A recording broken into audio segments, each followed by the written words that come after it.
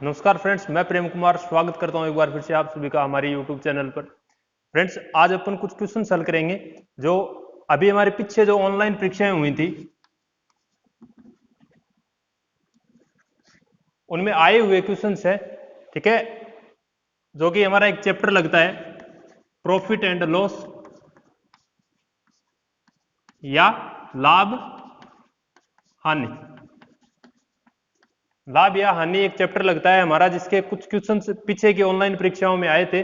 उन क्वेश्चनों पर आज अपन क्या करेंगे, चर्चा करेंगे। तो पहला क्वेश्चन हमारा है, ऐसे में बताया गया है कि एक फोन है और फोन का लागत मूल्य हमें बताया गया है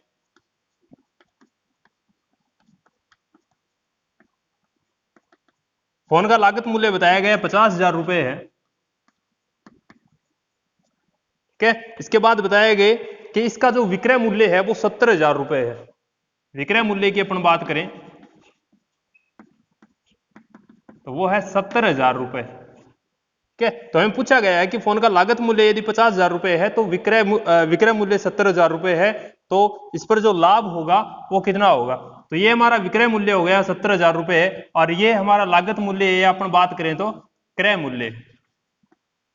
तो अभी अपन इसमें से देख सकते हैं, देखिए क्रय मूल्य 50,000 रुपए है, विक्रय मूल्य कितना है 70,000 रुपए है। साथ विक्रय मूल्य क्रय मूल्य से क्या है, अधिक है। अधिक है तो इसमें क्या होगा, लाभ होगा। और हमें क्वेश्चन में भी क्या पूछा गया है, लाभ ही पूछा गया है कि इस पूरे से क्रय मूल्य और विक्रय मूल्य पर हमें लाभ कितना हुआ है। तो लाभ हमें बताना है, सिर्फ रुपए में बताना है, प्रतिशत नहीं बताना है। तो अपन क्या करेंगे, 70,000 में से 50,000 माइनस करते हैं। तो यहां से हमारा जो लाभ आएगा वो कितना आ जाएगा, 20,000 रुपए का लाभ आ जाएगा। ठीक है, यह था हमारा पहला क्वेश्चन। इसके बाद हमें एक क्वेश्चन और बताया गया, एक कंप्यूटर टेबल को 1150 रुपए में खरीदा गया तथा उस पर 50 रुपए अतिरिक्त खर्च हुए। यदि उसे 5% लाभ के साथ बेचा जाए तो विक्रय मूल्य कितना होगा। ठीक है, अभी देखिए नेक्स्ट क्वेश्चन अपन हल करते हैं।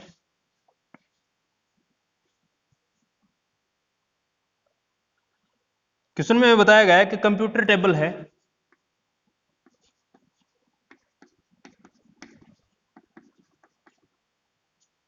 उसको खरीदा गया है 1150 रुपए में, या इसके क्रय मूल्य की बात करें अपन तो कितना है 1150 रुपए है। इसके बाद हमें बताया गया है कि अतिरिक्त खर्च होता है इसके ऊपर, वो है 50 रुपए। यदि उसे 5% लाभ के साथ बेचा जाए तो विक्रय मूल्य हमें बताना है। इसमें लाभ हमें दिया गया है 5% है और विक्रय मूल्य हमें ज्ञात करना है। ठीक है, तो सबसे पहले अपन देखते हैं इसका जो क्रय मूल्य था वो कितना था, 1150 रुपए था, और अतिरिक्त जो खर्च हुआ है वो कितना हुआ है, इसके ऊपर 50 रुपए हुआ है। तो अपन बात करें तो इस उपकरण पर या कंप्यूटर टेबल पर जो अतिरिक्त खर्च हुआ है वो भी किसमें जुड़ेगा, क्रय मूल्य के अंदर जुड़ेगा। तो यदि अपन यहां से टोटल क्रय मूल्य की बात करें या कुल लागत की बात करें तो 1150 रुपए और 50 रुपए टोटल जो लागत हुई है वो कितनी हुई है, 1200 रुपए की इस पर लागत हुई है। इसके बाद हमें बताया गया है कि इसे 5% लाभ पर हमें बेचना है। 1200 रुपए पर 5% लाभ अतिरिक्त लेकर हमें इसे क्या करना है, बेचना है और विक्रय मूल्य में बताना है। तो अपने यदि 1200 रुपए का 5% निकालें तो यहां से हम जो मान हमें प्राप्त होगा वो कितना हो जाएगा, 60 रुपए प्राप्त हो जाएगा। अर्थात अपन बात करें कि 1200 रुपए पर जो कंप्यूटर टेबल हमने खरीदी थी उसे यदि अपन 5% लाभ पर बेचे तो हमें रुपए में कितना लाभ होगा, 60 रुपए का लाभ होगा। अब यदि हमें विक्रय मूल्य इस क्वेश्चन में बताना है तो विक्रय मूल्य हमारा होगा 1200 और प्लस 60 रुपए। तो हमारा जो विक्रय मूल्य होगा वो यहां से कितना हो जाएगा, 1260 रुपए हो जाएगा। ठीक है, नेक्स्ट क्वेश्चन की अपन बात करते हैं। इसमें बताना है कि लागत मूल्य क्या होगा यदि किसी उपकरण को 72 रुपए के लाभ के साथ 572 रुपए में बेच दिया जाए।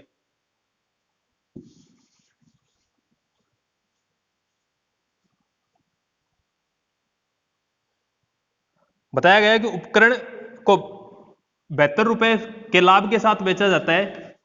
लाभ की अपन बात करें तो क्या है, 72 रुपए है। विक्रय मूल्य की यदि अपन बात करें,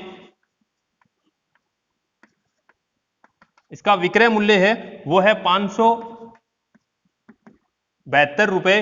अब हमें बताना है कि इस आधार पर इसका जो क्रय मूल्य होगा वो कितना होगा। तो हमें एक चीज ध्यान होनी चाहिए, देखिए कि यदि क्रय मूल्य अधिक है, क्रय मूल्य अधिक है तो क्रय मूल्य अधिक होगा तो क्या होगा, उस पर लाभ होगा। और इसमें हमें स्पष्ट रूप से दिया गया है कि इस पे क्या हो रहा है, लाभ हो रहा है।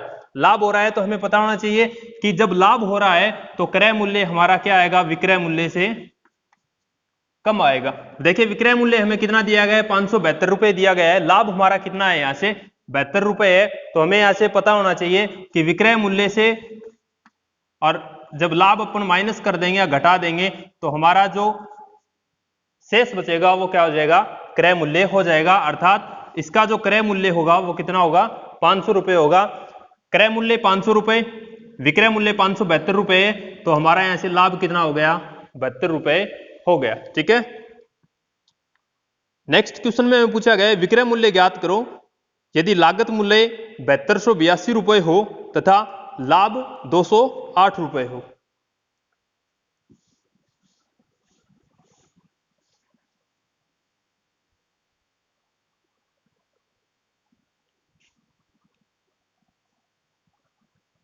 विक्रय मूल्य हमें इस बार ज्ञात करना है। लागत मूल्य दिया गया है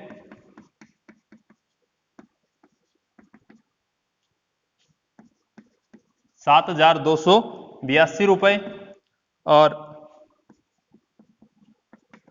लाभ यहां से है 208 रुपए। ठीक है। क्रय मूल्य या लागत मूल्य कितना हो गया हमारा, 7282 रुपए, और इस पर लाभ कितना हो रहा है, 208 रुपए हो रहा है। तो हमें बताना क्या है, विक्रय मूल्य बताना है। तो विक्रय मूल्य क्या होगा, इन दोनों को अपन क्या कर देंगे, जोड़ कर देंगे, इन दोनों का योग कर देंगे। योग करने के पश्चात जो मान हमारे पास आएगा वो क्या हो जाएगा, विक्रय मूल्य हो जाएगा। अर्थात 7282 प्लस 208, यहां से जो मान आएगा 7490 रुपए, वो क्या होगा, इसका विक्रय मूल्य हो जाएगा। ठीक है। नेक्स्ट क्वेश्चन की अपनी यदि बात करें तो हमें दिया गया है कि 16 वोल्टों का क्रय मूल्य 12 वोल्टों के विक्रय मूल्य के समान हो तो लाभ प्रतिशत ज्ञात कीजिए। ठीक है।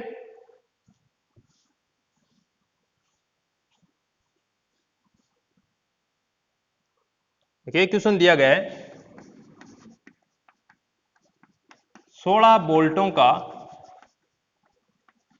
क्रय मूल्य 12 वोल्टों के विक्रय मूल्य के समान है, तो लाभ प्रतिशत हमें ज्ञात करना है। तो देखिए फ्रेंड्स, इसकी एक छोटी सी ट्रिक है। 12 को अपन क्या मानते हैं, ऐसे क्रय मूल्य, ठीक है, और 16 को अपन यहां से क्या मानते हैं, विक्रय मूल्य।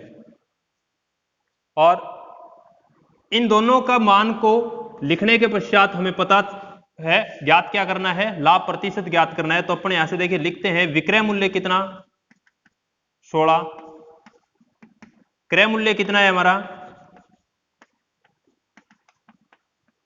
12 रुपए। अब यहां से हमें पता चलता है कि क्रय मूल्य कम है, विक्रय मूल्य अधिक है, तो इस पूरे सौदे पर क्या होगा, लाभ होगा।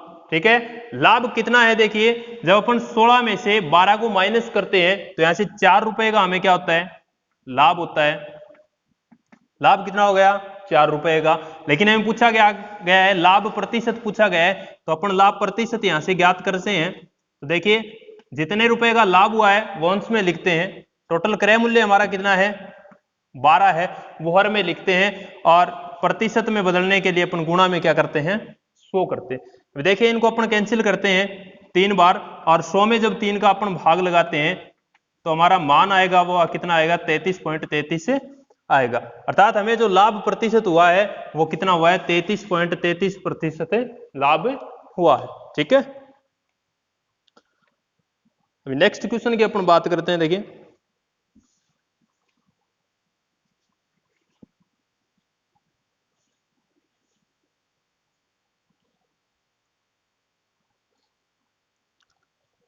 मूलधन हमें बताया गया है 12,000 रुपए है। इसके बाद मिश्र धन बताया गया है 15,600 रुपए है। और ब्याज हमें ज्ञात करना है। अर्थात कोई राशि है या वो राशि हमें मूलधन के रूप में दी गई है, कितनी है 12,000 रुपए, और कुछ समय पश्चात, ठीक है, और कुछ दर के हिसाब से हमें जो वापिस मिश्र धन मिलता है वो कितना मिलता है 15,600 रुपए मिलता है। तो हमें बताना है कि इसमें ब्याज क्या है। तो ब्याज अपन क्या करते हैं, यहां से मिश्र धन से मूलधन क्या कर देंगे, माइनस कर देंगे। तो हमारा जो मान आएगा वो देखिए मिश्र धन माइनस मूलधन 15,600 माइनस 12,000 रुपए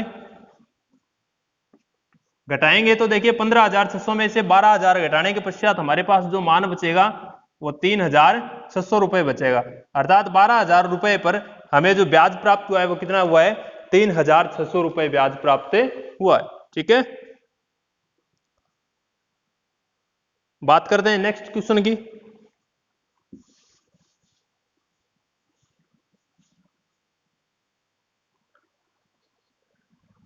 नेक्स्ट क्वेश्चन में हमें बताया गया है कि कुल राशि दी गई है,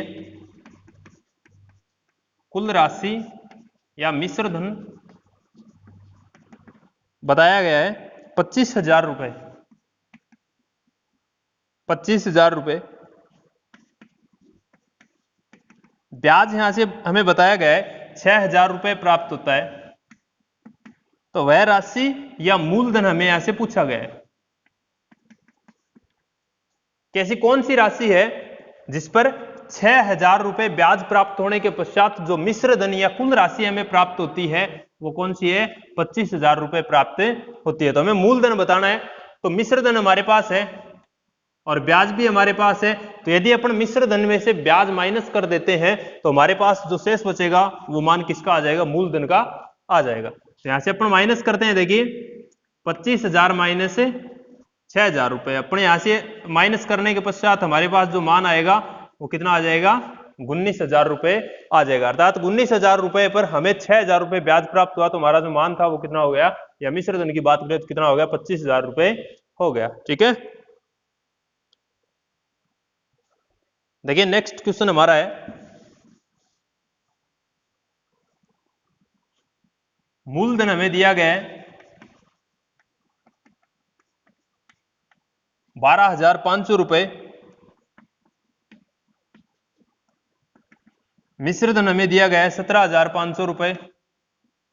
इस बार क्या बताना है, ब्याज बताना है कि ब्याज कितना प्राप्त हुआ। अर्थात 12,500 रुपए की एक राशि है जो ब्याज पे दी गई, और अंत में जो हमें मिश्र धन या कुल राशि प्राप्त हुई वो कितनी हुई 17,500 रुपए प्राप्त हुई। तो हमें बताना है कि इसमें ब्याज के रूप में कितने रुपए हमें प्राप्त हुए। तो अपन क्या कर देंगे 17,500 में से 12,500 यहां से क्या कर देंगे, माइनस कर देंगे।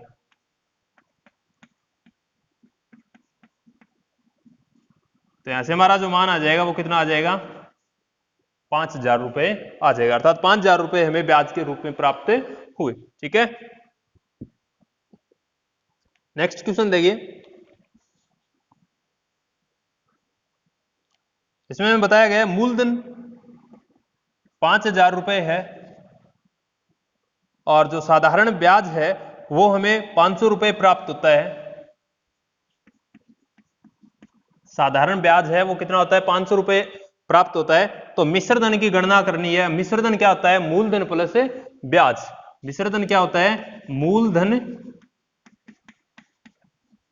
प्लस ब्याज। तो मूलधन हमारा कितना है 5,000 रुपए है और ब्याज हमारा कितना है 500 रुपए है। तो दोनों का योग करने के पश्चात हमें जो राशि प्राप्त होगी वो कितनी हो जाएगी 5,500 या 5,500 रुपए। ठीक है,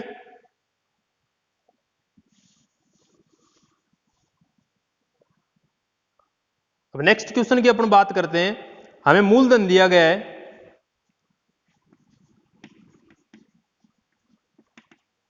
मूलधन दिया गया है 1,00,000 रुपए, दर हमें बताई गई है 10% है,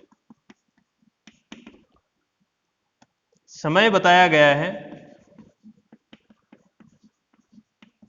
1 वर्ष है, साधारण ब्याज हमें क्या करना है, ज्ञात करना है। देखिए मूलधन दिया गया है, दर दी गई है, समय दिया गया है और ब्याज हमें क्या करना है, ज्ञात करना है। तो साधारण ब्याज का हमें फॉर्मूला पता होना चाहिए। साधारण ब्याज का हमारा जो फॉर्मूला होता है वो होता है मूलधन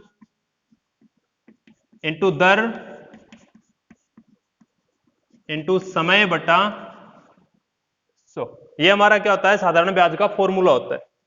अब देखिए अपन इसमें मान पुट करते हैं और साधारण ब्याज ज्ञात करते हैं। तो सबसे पहले मूलधन हमारा, इसके बाद दर हमें दी गई है 10%, समय दिया गया है 1 वर्ष बटे 100। अब यहां से कैलकुलेशन करने के पश्चात देखिए 2 जीरो से 2 जीरो यहां से क्या हो गए, कैंसिल हो गए, और इन दोनों का जब आपस में अपन गुणा करवाते हैं तो हमारे पास जो मान प्राप्त होगा वो कितना हो जाएगा, 10,000 रुपए हो जाएगा। अर्थात जो साधारण ब्याज हमें इस राशि पर प्राप्त होगा वो कितना होगा, 10,000 रुपए होगा। ठीक है, इसी के साथ नेक्स्ट क्वेश्चन देखिए हमारा। नेक्स्ट क्वेश्चन में भी दिया गया है मूलधन 80,000 रुपए,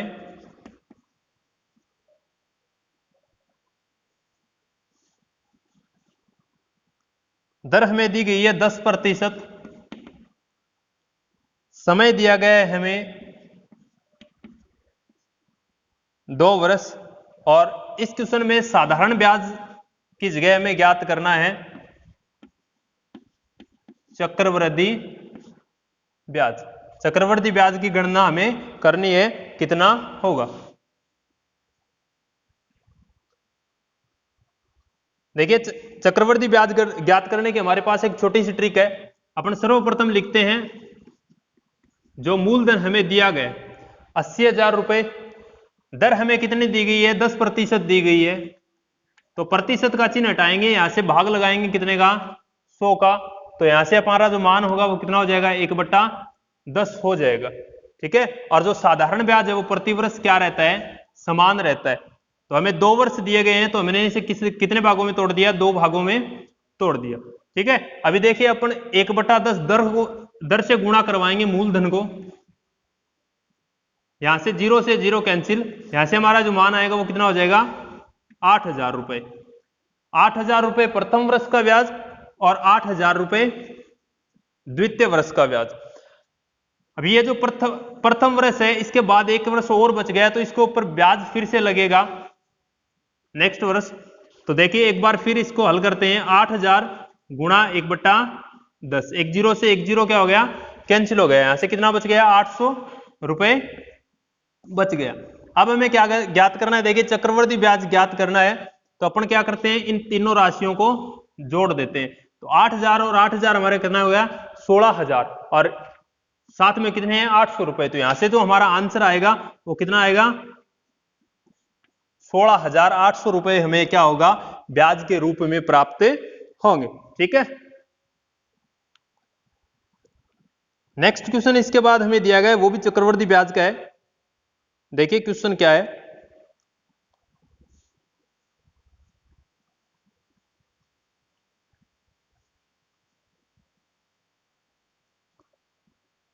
क्वेश्चन में हमें दिया गया है मूलधन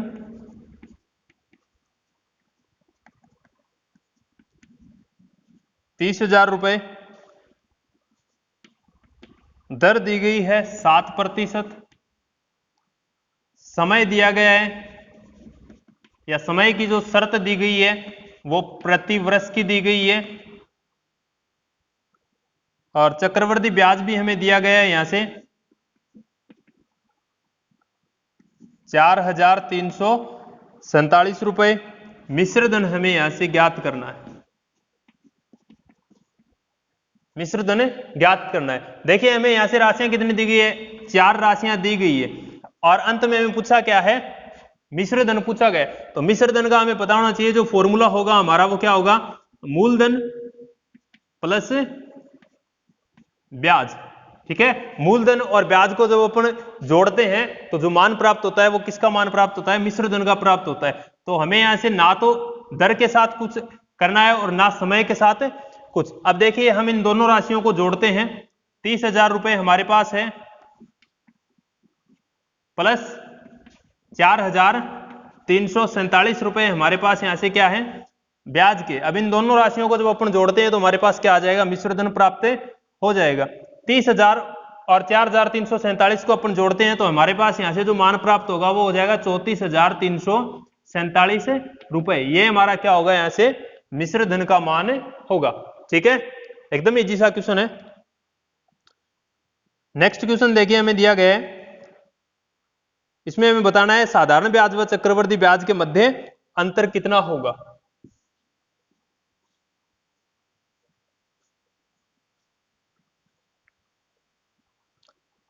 इसमें मूलधन दिया गया है 20,000 रुपए है, दर बताई गई है 5%,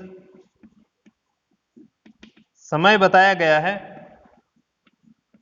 2 वर्ष, और हमें जो आंसर बताना है वो बताना है साधारण ब्याज और चक्रवर्ती ब्याज के मध्य अंतर बताना है। ठीक है, तो अपन सर्वप्रथम क्या करते हैं, 20,000 रुपए का चक्रवर्ती ब्याज और साधारण ब्याज ज्ञात करते हैं। तो हमारा वही ट्रिक रहेगी हमारी, 20,000 और 2 वर्ष का समय है तो 2 भागों में इसे विभक्त कर दिया। अब 5% दर को जब अपन बदलते हैं तो 5/100, यहां से जो मान आता है वो हमारा कितना आ जाएगा, 1/20। ठीक है, और 1/20 या दर को अपन गुणा किससे करवाएंगे, मूलधन से गुणा करवाएंगे। तो यहां से हमारा जो मान आएगा वो कितना आ जाएगा, 1,000 रुपए। तो प्रथम वर्ष का ब्याज है वो कितना, 1,000 रुपए, और द्वितीय वर्ष का ब्याज है वो भी कितना होगा, 1,000 रुपए। अब प्रथम वर्ष के ब्याज पर अपन फिर से ब्याज ज्ञात करते हैं, तो एक बार फिर से इसको दर से गुणा करवाएंगे। यहां से हमारा जो मान आएगा वो कितना आ जाएगा, 50। ठीक है, अब देखिए यहां से हमारा जो मान आएगा चक्रवर्ती ब्याज के रूप में वो कितना आएगा, 1,000 और 1,000 2,000, और यहां से जो मान आएगा 50 जोड़ने पर वो कितना आएगा, 2,050 रुपए हमारा क्या आ गया, चक्रवर्ती ब्याज। अब साधारण ब्याज की अपन बात करें तो 1,000 रुपए ये और 1,000 रुपए ये, दोनों जोड़ने पर कितने हो गए, 2,000 रुपए, और इनके मध्य अंतर की अपन बात करें तो वो कितना हो जाएगा, 50 रुपए का हो जाएगा। ठीक है, ठीक है फ्रेंड्स, आज के लिए इतना ही, मिलते हैं नेक्स्ट वीडियो में। तब तक जुड़े रहिए हमारे वीडियो के साथ और हमारे चैनल को लाइक कीजिए, शेयर कीजिए, सब्सक्राइब कीजिए।